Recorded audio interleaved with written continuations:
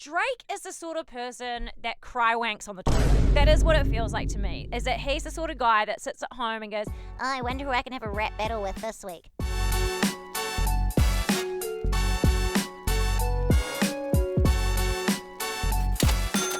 well, hello there. Welcome along to A Little Bit Extra. My name is Sharyn, and this is your escape from the shit show that is planet Earth. And look, I gotta be honest, and my mum's gonna go, Sharyn, you don't need to be so crass, but I watched Off Campus, and I was up till 1 a.m. finishing the series on Prime Video. And if you haven't watched Off Campus yet, this is your new heated rivalry. This is your new show that is book turned into great storytelling and sexual nature, and you will watch it, and all of a sudden you're just going to be like, I'm horny, so horny, I'm horny. No, sorry, I don't know what it is about ice hockey, but it just absolutely gets the wheels turning. Bunnings, your tarps are going to be selling out once everybody starts watching this show. So if you have watched Off Campus, I know that some of you are already onto your second round of watching the season.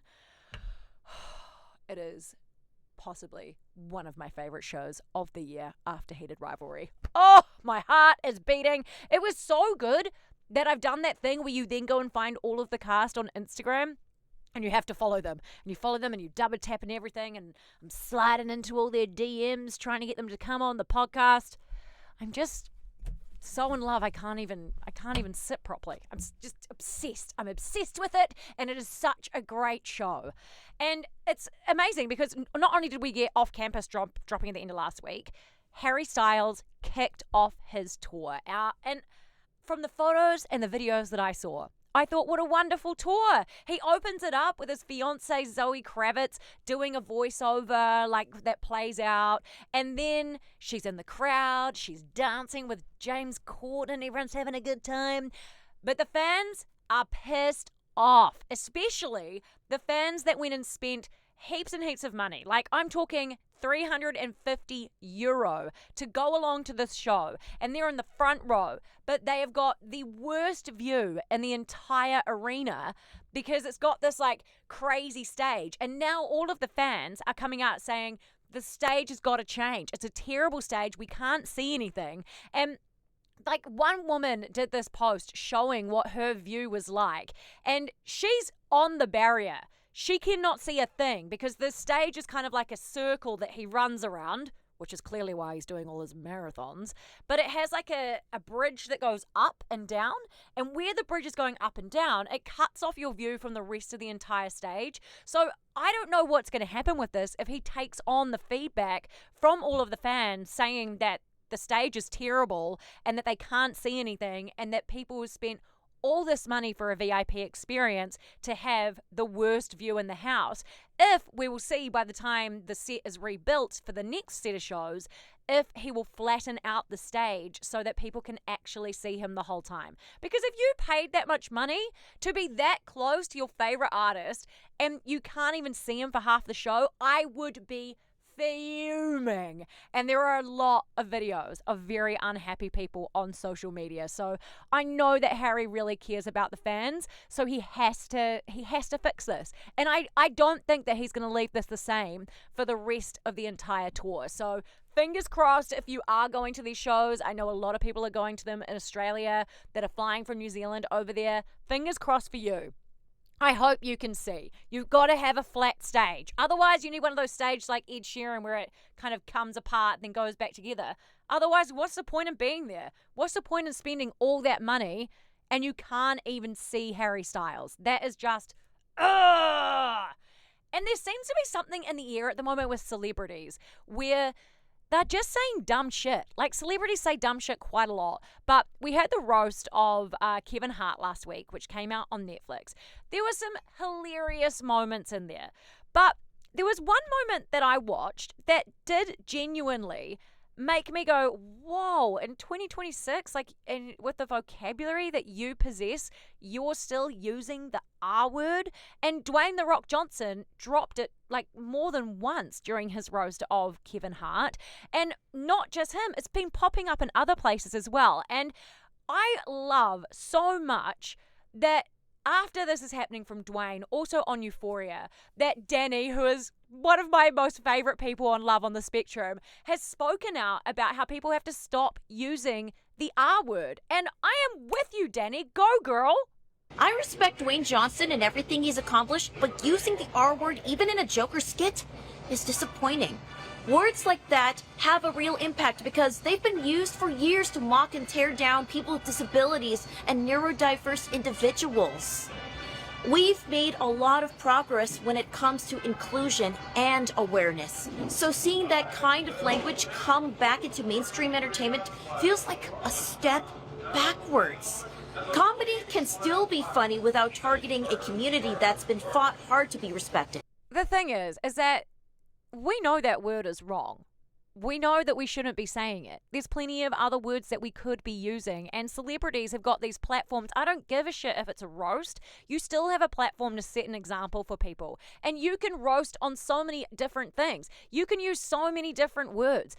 To go and choose that word when you've got a room of writers on one of the biggest TV shows on TV like Euphoria, or Dwayne The Rock Johnson, access to so many different options. The fact that you're using that on stage, it kind of makes me concerned of what you actually say behind the scenes. So I love that Dani is out here trying to educate people to stop using this offensive language, especially when it's being platformed to millions of people. And this is why Love on the Spectrum is just one of the most important shows on our screens, because not only is it educational, it's adorable, it's wholesome, but it's also breaking down so many barriers and educating people about language and also living with neurodiversity. So, Dani, you are an absolute queen. We love ya. Love ya very much. Do you know who I don't love? And I'm not afraid to say it. I hate Drake. And I don't like coming on here having, negativity and stuff, but I think Drake is the sort of person that cry wanks on the toilet. That is what it feels like to me, is that he's the sort of guy that sits at home and goes, Oh, I wonder who I can have a rap battle with this week. He dropped 3 albums on Friday, and the fact that he had to go after so many different people on it, do you not remember the massive L that you took to Kendrick Lamar? He went on and won a Grammy Award, and you're still out here trying to start beef with other people. He even has a go at A$AP Rocky on one of his new albums with this line. Yo, baby mama ain't even post a single. Damn, where she at? Yeah, where she at? Drake, for the love of God, for the love of Rihanna, one of the coolest celebrities ever, let it go. You act like you don't care. We all know your butt hurt that you couldn't lock Riri down. Let it go. Her and A$AP Rocky are out here living their best life with their 3 beautiful children, and you are still being a little bitch trying to start beef with every single person that you can.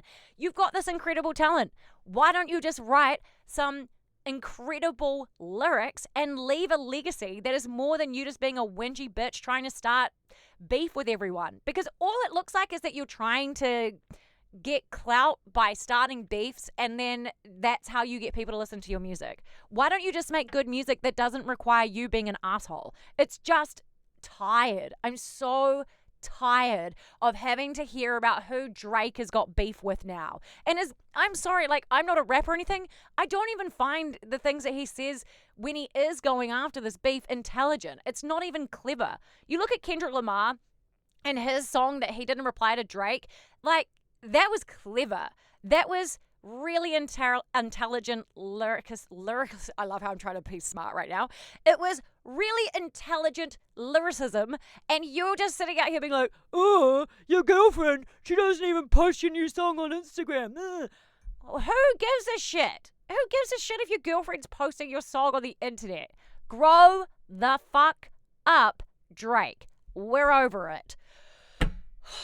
God, I think I had too much. I think I need more coffee this morning because I am feeling very rocked up right now.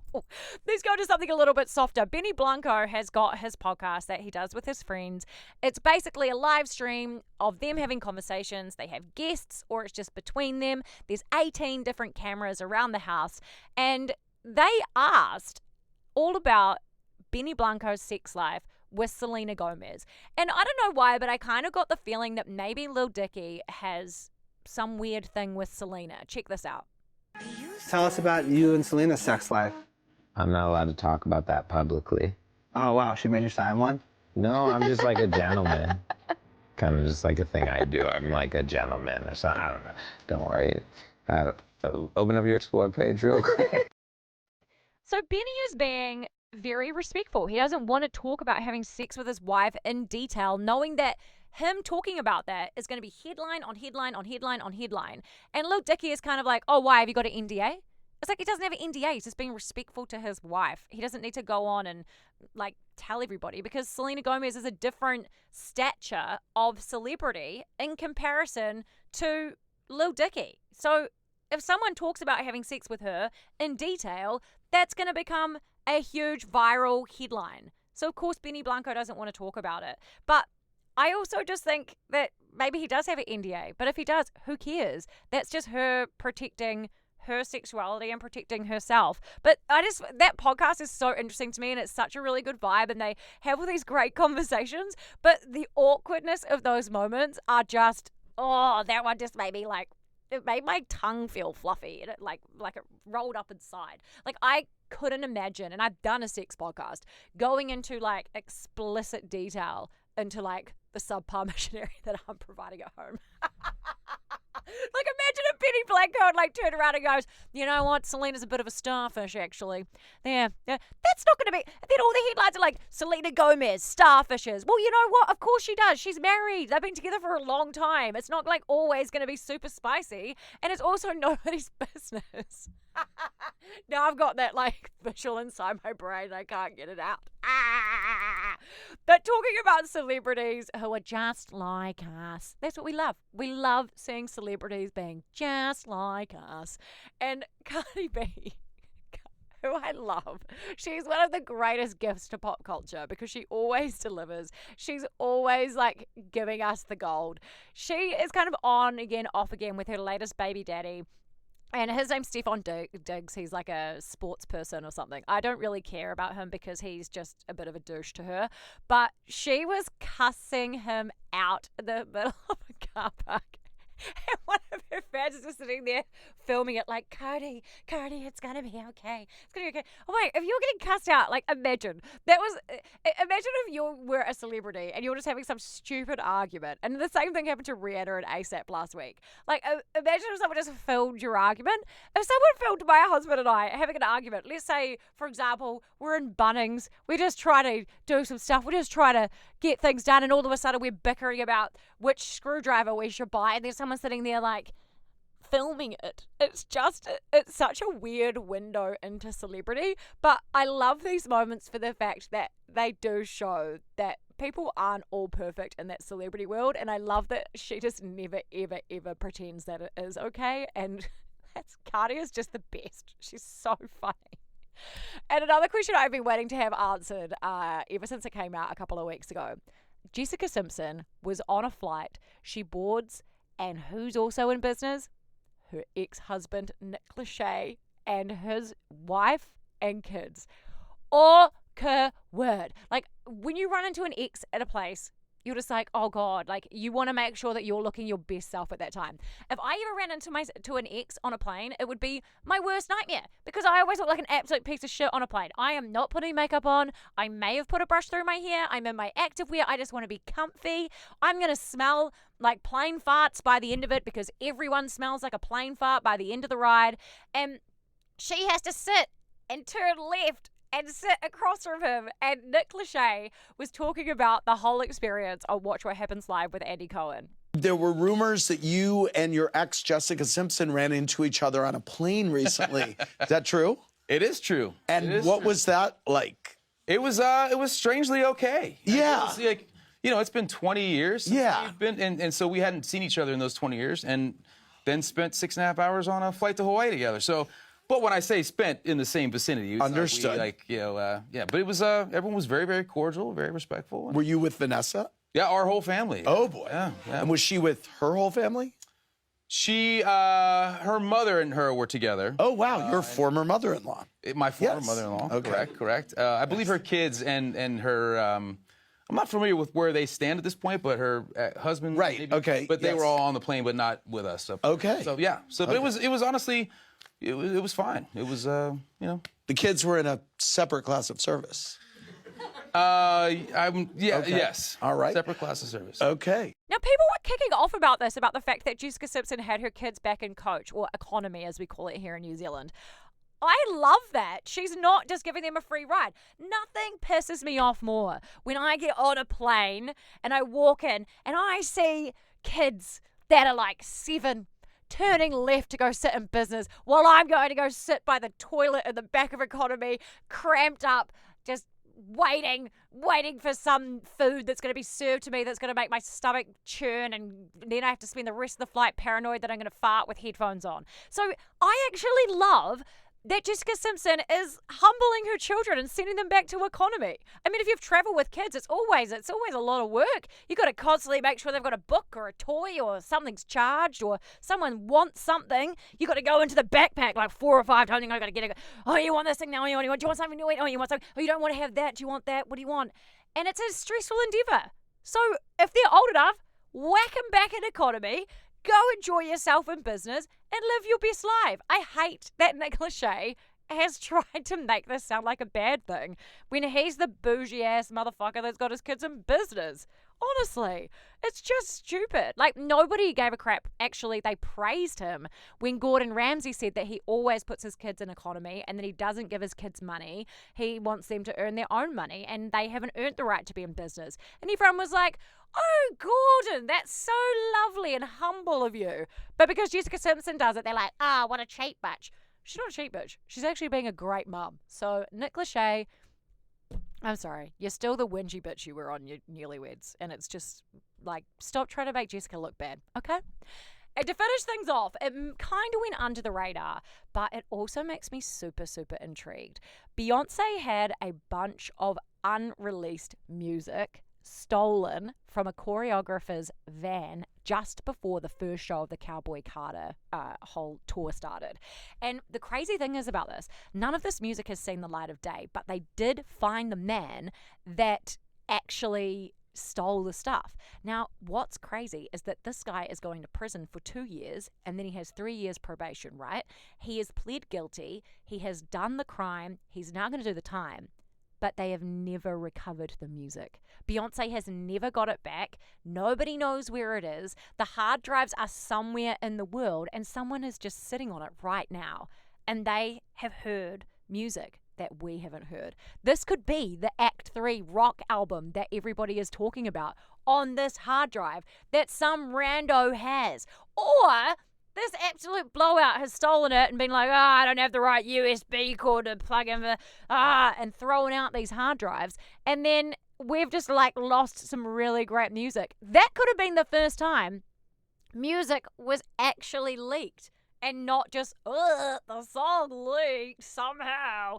That could have been such a surprise. And like, whilst we respect the artistry, admit it, we would have all listened to it. We would have all gone back to our Napster days and we would have all listened to it. But that guy is going to prison, and if I was going to prison, if it was just to get my hands on some Beyoncé unreleased music, I think that would be a pretty good reason to do some time. Actually, no. I would not last in prison. I would be someone's bitch within like 12 hours. I would be the worst person in prison. I'd just be like, everyone just do whatever you want. I'd just be constantly asking like people to send me cigarettes. I'll be out there trading things left, right, etc. I'd be a terrible prisoner. That is it for your Pop Rap today. Thank you so much for joining us. Don't forget to like, follow, and subscribe because on Thursday, I have got one of my dream guests joining me. His name is Rob Shooter. He used to be the publicist for Jennifer Lopez, for Diddy, for Jessica Simpson, Ashley Simpson, Britney Spears, the Spice Girls, so many people. And he is the first person to ever not pussy out of asking who the worst celebrity is that he has ever met. And when I say he doesn't pussy out, he calls this person a effing dick. and he has got no shame. He backs it up with examples, and that is an episode not to miss. So make sure you like, following, and subscribing so you don't miss Rob Shooter on Thursday. Thanks for listening. I appreciate you. Mwah! Goodbye.